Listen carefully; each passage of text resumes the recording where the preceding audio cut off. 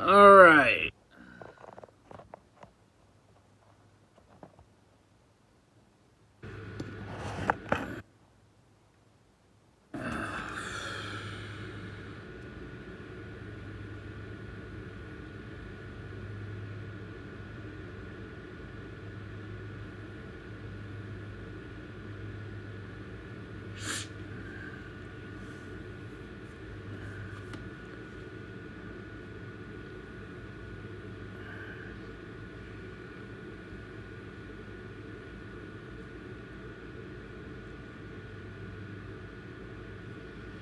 All right. Oh.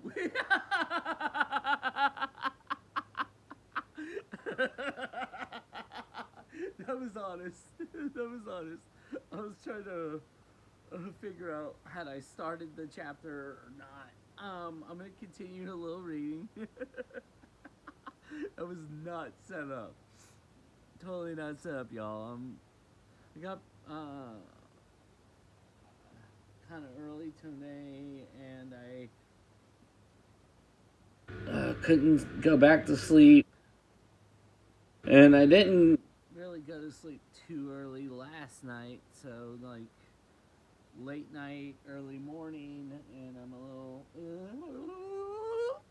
But for some reason, I want to do this. So Here I am, and here you are. I don't even actually Know that you're there. think I only have one. One or two people actually subscribed. Um,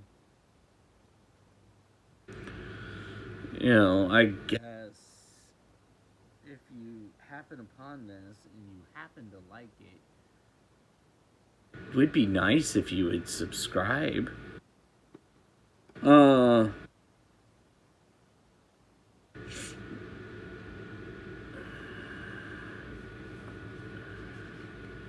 you know, whatever. it's cool. It's Cool if you don't. I get it. I get it. I get it. I get it. Anyways, on with the book. Madeline led him out of the dressing room toward the concert floor. Bruce analyzed their surroundings. There were at least a dozen night walkers up along the balconies, each one dressed in full military grade gear. Their backs turned To the floor below. How many had taken the hall, How were the police doing? working on breaking in. Bruce scanned the space, searching for a way out. His eyes settled On the door leading back into the stairwell. He hadn't taken the outer stairwell. all the way up. If he had, it would have led to the concert hall's flat roof. He turned his eyes away. As they continued on, but his thoughts lingered on it, ideas spinning rapidly. Madeline led up a flight of curving stairs where they stepped through a balcony door. The light here was much dimmer, a warm Hue that Bruce associated with the moments when the orchestra was still tuning. crowds of people Were seated in rows, their backs turned to Bruce and Madeline, almost as if they were show attendees, except each one of them sat tensely unspeaking, their faces turning occasionally to look at the unarmed look at the armed night walkers standing at standing at each section. That was not the book's fault. That was me. oh oh No wonder I have no friends. no, actually I have really good friends. In fact, one of my dearest friends is starting chemo today. cervical cancer. She lost her mom 2 months ago, and now this. Fantastic. Life's beautiful.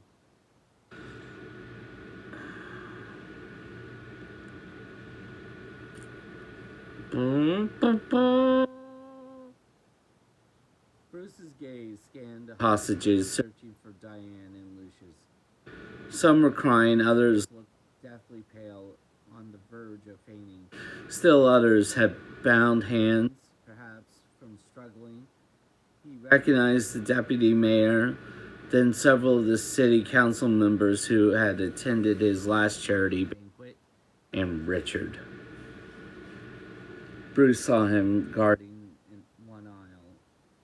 It must be surreal for him. standing here overlooking all the black drapes In mourning for his father. Bruce, Thought, while knowing he was responsible for what had happened, with every movement that anyone near him made, he startled like a rabbit.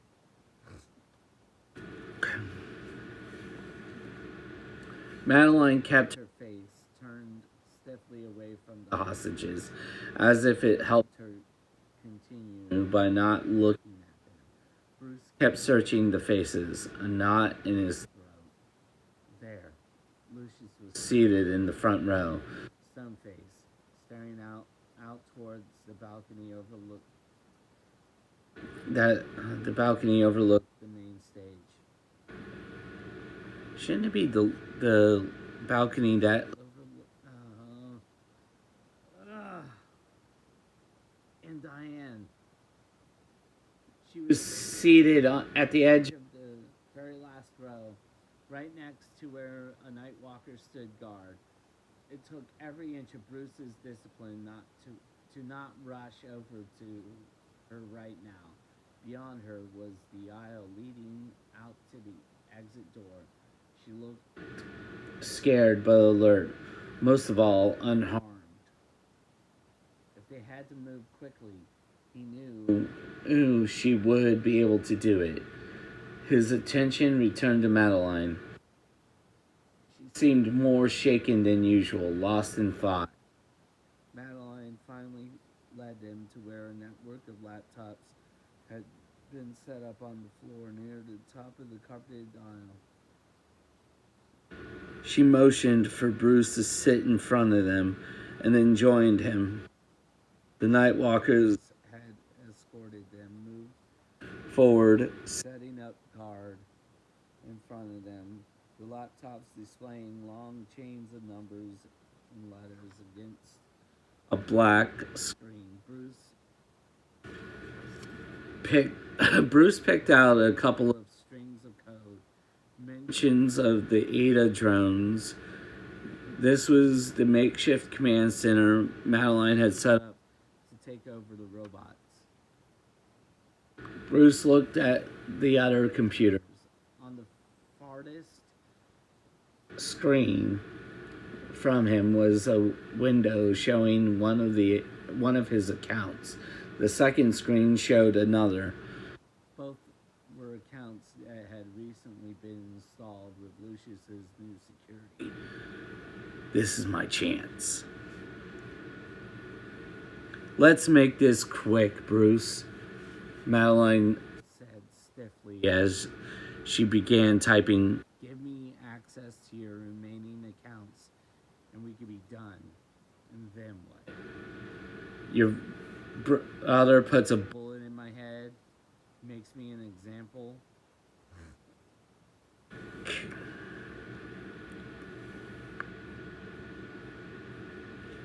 Madeline Remained silent. Her delicate face a mixture of pain and determination. Just do it, Bruce. she whispered. Just do it, Bruce, she whispered. Sorry.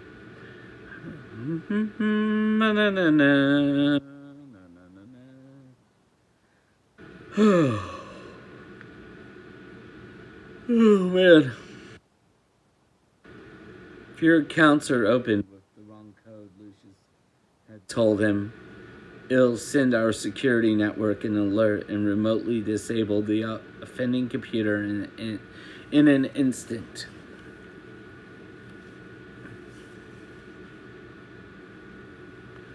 These laptops were also what Madeline was using to control the Ada drones. And based on the way Cameron had talked about the drones, they were the only things keeping the Nightwalkers in charge of this situation. If he could disable the laptops, it might disable Madeline's control over the drones. Let the hostages go. The people in here aren't all corrupt officials. They're decent people. Some of them are my friends. If you let them go, I'll open my accounts.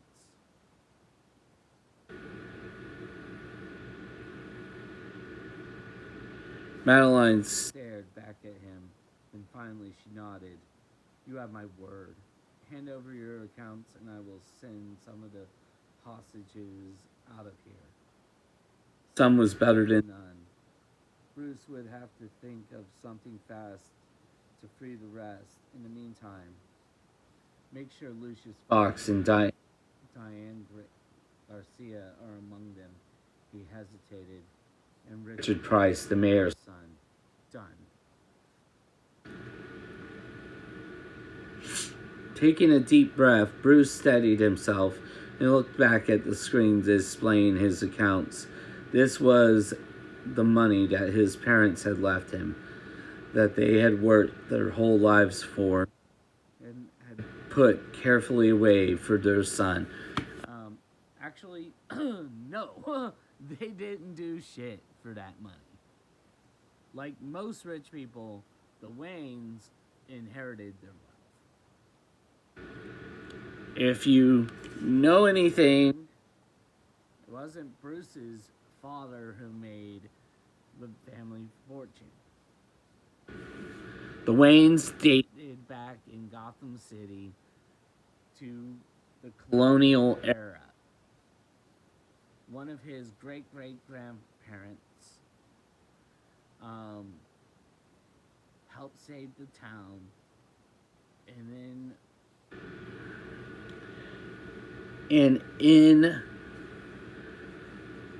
oh shoot, I'm sorry, I'm tired and I'm weird and I'm seeing things. And in gratitude, they were given the land that became Wayne Manor. From that, they began the fortune. But Thomas and Martha did not. They were trust fund kids themselves. It's a trust. It's a family trust.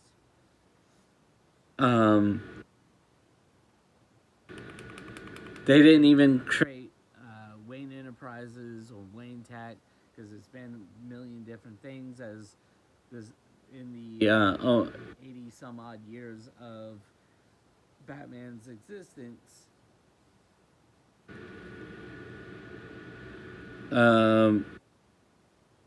But they didn't create the company. They didn't build the company. That the fortune began being built in the 1700s. And it grew from there. Each one maybe added something to it. And in most of Batman's history, his father, Thomas, isn't an industrialist. Other people run the company. He sits on the board and he has the final say on things. But Thomas was a doctor. A medical doctor. Though sometimes he isn't.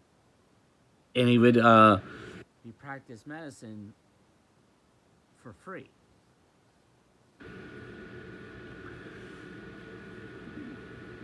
So, it wasn't just a millionaire or a billionaire now. who dies, it's a doctor who works for free. And Martha is a Socialite and, raises money for charities and whatnot. I I don't don't think they've ever really updated Martha's background. I don't know that they ever gave her something to do other than to be a rich wife who, a lot of them have the tradition of helping charities, when in actuality they could do more by simply taking portions of their fortune and donating that.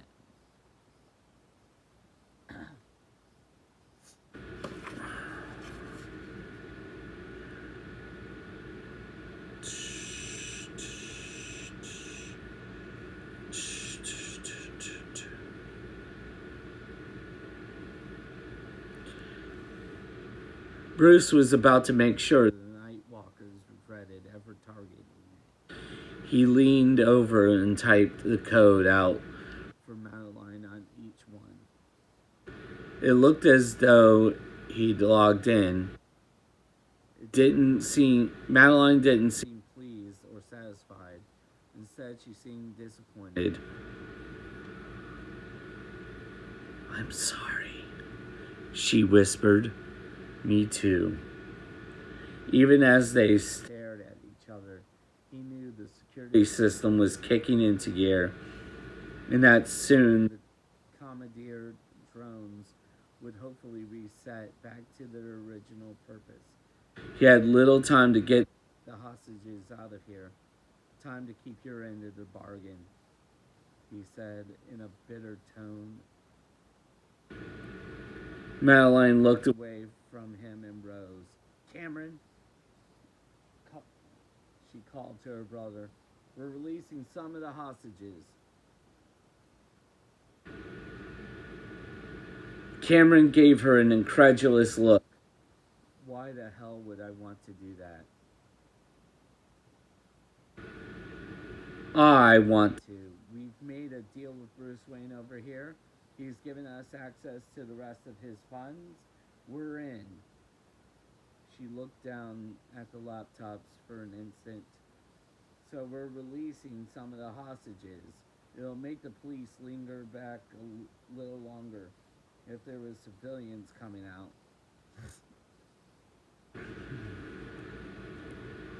Cameron shot Bruce an ugly look.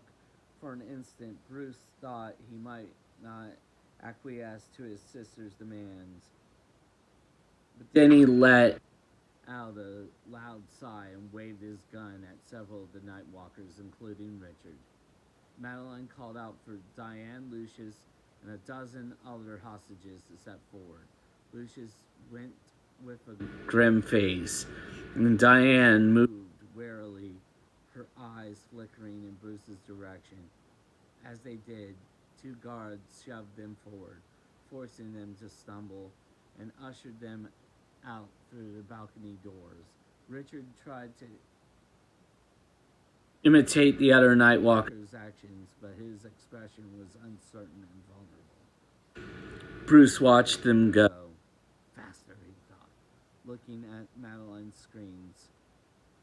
Cameron wandered back towards them. He still had his gun slung under his shoulder and paused to look Bruce up and down. At a glance from Madeline, Bruce stood up too. Apparently this one's now calling the shots for you, Cameron replied. Well, we're done with him now, Madeline said, dusting off her hands and stretching her back. I suppose we are, Cameron replied, his eyes still on Bruce. Bruce stared quietly back at him. Even as his muscles tensed, some sixth sense screamed at him. Madeline suddenly stiffened too. She glanced at her brother with widened eyes. Cameron swung his gun off his shoulder, then pointed it straight at Bruce. "We're done." Bruce threw himself down. At the same time, Madeline swung her arm up at her brother, knocking his aim off as he fired. Bruce felt the heat from the blast as the bullet narrowly missed his head. It exploded against the wall behind him. I don't know why I read it like that. Sorry, I apologize. I apologize for apologizing. "What the hell, Cam?" Madeline yelled. She hit her brother again, this time squarely on his chin. Cameron staggered back, dazed for a split second. Bruce snatched his helmet, which Madeline had brought with him. He yanked it on, then leaped to his feet and ran. Screams came from the hostages as he tackled the nearest Nightwalker.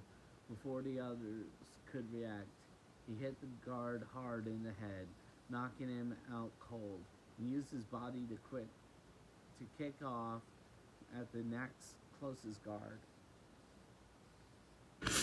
His boot connected with the man's neck. He yanked the guns from each of the fallen guards' hands, and in the same move, ejected the cartridge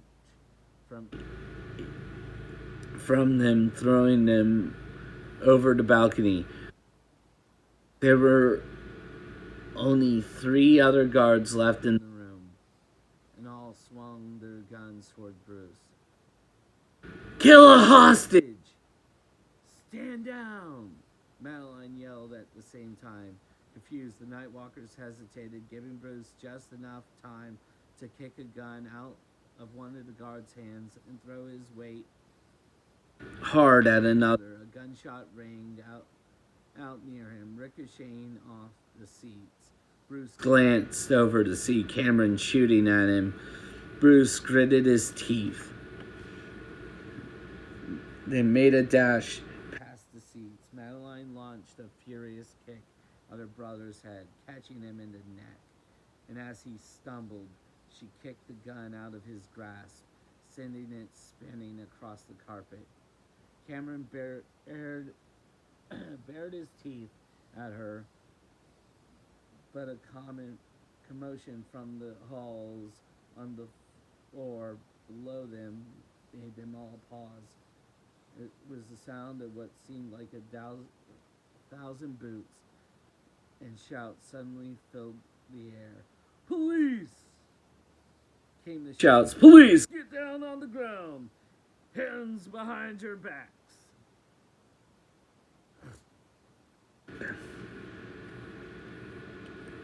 The police, they'd broken past the drum barricade and gotten in. Bruce turned his head towards Cameron and Madeline, both of whom appeared stunned for a moment. Then Madeline glanced down at the laptops. She knows. The drones had all been disabled. The laptops had been destroyed, wiped out by Lucius's security. Cameron shouted a retreat order to the rest of his men. The 3 other Nightwalkers finally lost their nerve. One of them grabbed the nearest hostage, sending others screaming and running for cover. Bruce ducked as another fired a wild shot, the bullet clipping the balcony railing. Then he raced after them. They burst through the balcony doors and back into the hall, where a few police had already made their way to the top of the staircase. Cameron glanced over at one of them. Oh, shit. Cameron glanced from one end of the hall to the other. GCPD was swarming up from both ends, sealing off any chance of escape. Madeline looked back at Bruce with a look of shock and betrayal. "You unlocked the drones. Now we're even." To his surprise, a tiny smile touched the edge of her lips. She took off running with Cameron towards the nearest stairwell. Bruce sprinted after them, then halted for a split second. Near the door stood Richard, frozen in panic at the chaos unraveling around him. He held his gun out in front of him, his arms trembling. He stared at Bruce's helmet with wide eyes and cringed, bracing himself for an attack. Bruce just stood for an instant, watching his old friend shake. "Get out of here," he said in a low rumble. Richard needed no second bidding. With everything unraveling around him, he dropped the gun on the floor and ran in the same direction as the hostages. Bruce had no time to watch Richard go. He bolted through the stairwell door before the police could reach them. Half a flight of stairs ahead of them was Cameron, who seemed to move with a speed and agility that belied everyone else. Cameron had scarcely reached the next stop before he was 5 steps up and sprinted along the second set of stairs. Bruce pushed himself to go faster. All his concentration, all the skills he had practiced endlessly at the gym and in simulations, now zeroed in on this moment, on the possibility that Cameron might still escape after all this was over. No, Bruce flew up the steps after him. Cameron paused 1 flight of steps above Bruce, giving him enough warning to dodge as Cameron fired down at him. He sprinted up another flight. Cameron stumbled on one of the steps, slowing him down for a couple of precious seconds. Madeline darted back to help him. Bruce took advantage of that moment. Effortlessly up the metal railing of the stairs, then leaped up and grabbed the next set of railings above him. He used his momentum to kick off against the railings and swung over them. Cameron whirled, but Bruce anticipated this reaction. Bruce lunged forward and seized Cameron's arm, feeling the cold metal of his joints. He slammed the gun in Cameron's hand against the wall. The gun dropped and Bruce kicked it away. Several flights below them came the sounds of police as they headed up. They weren't going to catch up in time. Bruce thought Cameron pulled out one of Wayne Tech's smoke bombs. All Bruce could do was shout out a warning to the police below. "Incoming!" Cameron struck out again at Bruce. This time, Bruce failed to dodge the hit. The blow was so strong that it sent him careening to one side, his back hitting the railing hard. Cameron fought to grab his neck with both hands. Bruce leaned back as far as he could. Leaned back as far as he could go without falling over. He lashed out with fists. He lashed out with fists, connecting again and again. Then barreled into Cameron, sending both of them crashing against the wall. A click and a cold barrel nudge Bruce in the head. "Let him go," Madeline said. "She won't shoot me," Bruce thought. But her act was so sudden that it made him freeze. And a moment was all Cameron needed. He shoved Bruce off him, then sprinted up the final flight of stairs and out out the door leading to the roof. Madeline stared at Bruce for an instant. The smoke from the bomb had reached them now, shrouding them in haze. I should have known, she finally said. He knew she was referring to the code that had disabled the drones. Turn yourself in, Bruce